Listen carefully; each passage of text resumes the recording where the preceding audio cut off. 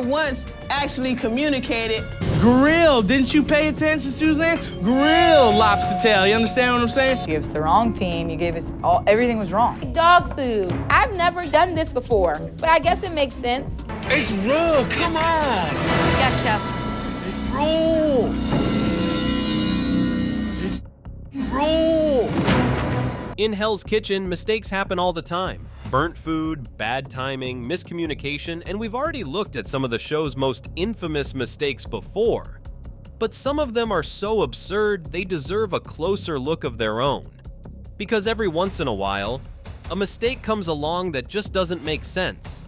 Not because it's complicated, but because it's completely avoidable. The kind of mistake where you're not asking, how did this happen? You're asking, why would you ever do that? One chef who made things way harder than they needed to be was Michael Dussault from season 14. During dinner service, he was on garnish, one of the most important stations in the kitchen.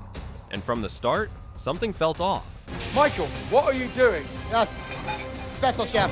So we haven't sent the appetizers yet, and you're so keen about getting your stuff ready. How about looking overall? Yes, chef, I will Okay. right now. Yes, chef, right now. Instead of working with the team, he seemed locked into his own little world, not communicating, not adjusting, just cooking whatever was in front of him.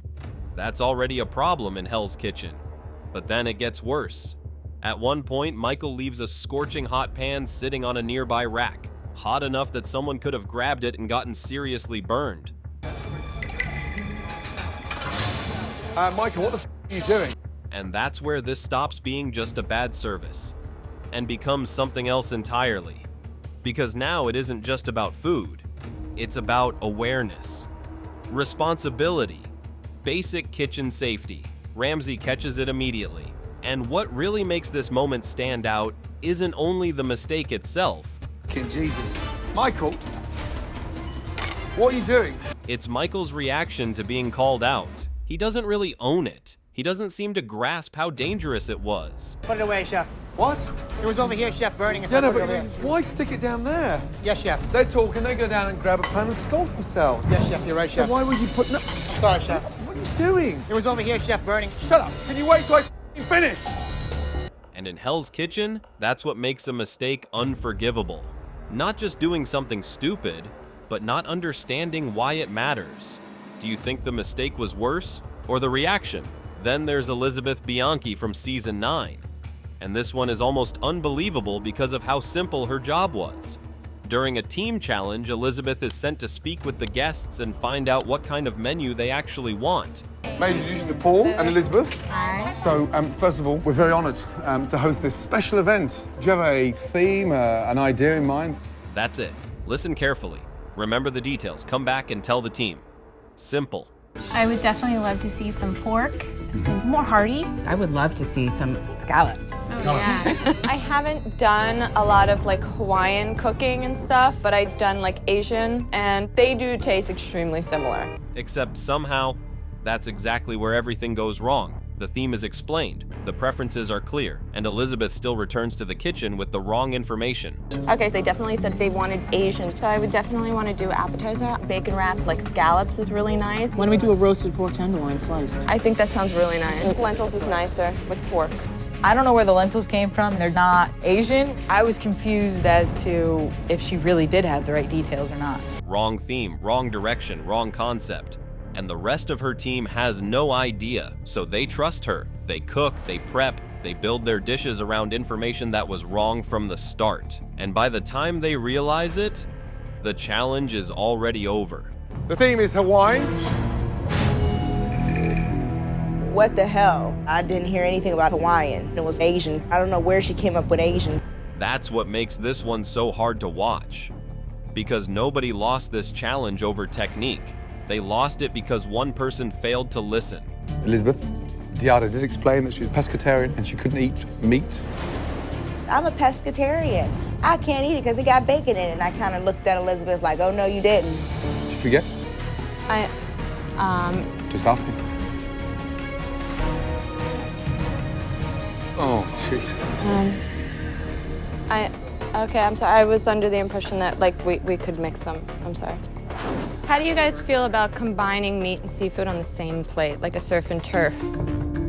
No. If you gave us the wrong theme, you gave us everything was wrong. And in a competition where details matter, missing the entire point is about as bad as it gets. Honestly, how does something like that even happen? Let me know what you think. In season 13, Sadie Dancy made one of the most confusing mistakes the show has ever seen.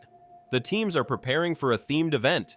Everyone understands the assignment, or at least everyone except Sade. Maybe not wine because it's dogs. Sade, who may be barking up the wrong tree. I don't know about fried anything for dogs. Sade's not making too much fucking sense right now. Because somehow she ends up believing that they're cooking for the dogs instead of the people attending the event. And the wildest part is, she commits to it. Make dog food. I've never done this before, but I guess it makes sense. While everyone else is preparing actual dishes for human guests, Sade is making food based on the idea that the dogs are the customers. That's what makes this moment feel almost surreal. Not just the misunderstanding itself, but the fact that nobody steps in soon enough to stop it. That a dog can actually digest. I think the dogs are really gonna like it. She knows we don't have the cook for the dogs, right? The mistake just keeps going, long enough to become real. Eventually, of course, Sade realizes what happened, and to her credit, she owns it immediately.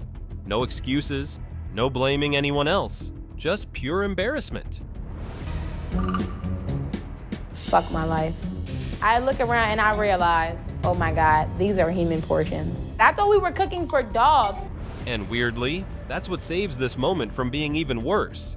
Because in Hell's Kitchen, how you respond after the mistake can matter just as much as the mistake itself. Sometimes the mistake isn't confusion, it's ego. And Suzanne Schlicht from season 6 is a perfect example of that. During the Welcome Home Challenge, Suzanne is given important information about what the dish is actually supposed to be. My husband is a big seafood fan. Okay. He loves shrimp and baked potatoes. If you had to name maybe your favorite dish that you absolutely can't live without at this party, what would they be? Grilled lobster tail. Okay, great. Useful information, the kind of information that could help her team win. But instead of sharing it properly, she pushes her own ideas. She talks over people, dismisses suggestions, and acts like she understands the challenge better than everyone else. All right, so chopped rosemary, olive oil goes on there, salt and pepper. What kind of sauce do we want for the steak? I don't know if they're into sauce. No sauce at all? Not like a crab sauce? Nothing? No, they're not really into that. What is he like? Suzanne never once actually communicated what it was that Staff Sergeant James liked. That's what makes this one so frustrating. Because it wasn't an accident, it wasn't panic, it wasn't pressure, it was confidence without judgment. Suzanne, 20 minutes to go, yes? 20 minutes, chef. Let's go. You know, I just came up with the structure, and then all they had to do was execute it. It was a good system. Suzanne believes so strongly in her own instincts that she stopped listening to what the challenge actually required. Grill, didn't you pay attention, Suzanne? Grill lobster tail, you understand what I'm saying? And that choice dragged the whole team in the wrong direction. That's the special kind of Hell's Kitchen mistake that always lands badly. Susie didn't communicate key words to us that would have been important to our win. We never heard the word soul food that would have taken our dishes in a totally different direction. Everything that she said, I did. I don't understand why this is all coming down on me. Not just being wrong, but being wrong while acting like you're the smartest person in the room. So what's worse, being wrong or being so confident that nobody can tell you you're wrong.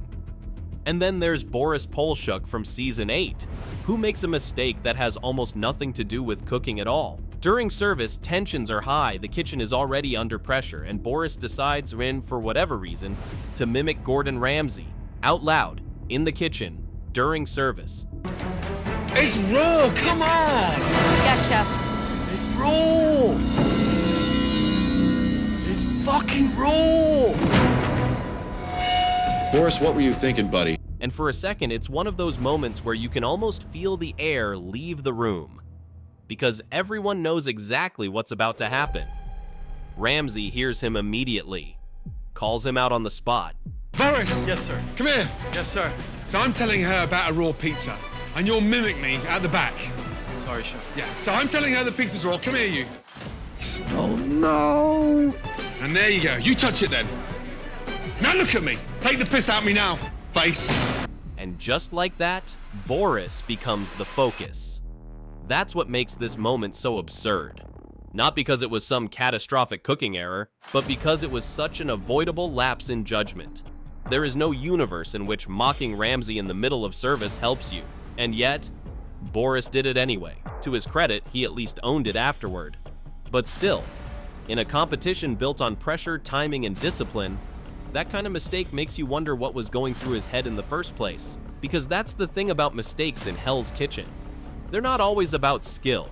Sometimes they're about judgment, awareness, ego, or just not thinking for 1 second before you act. And those are often the mistakes that stick.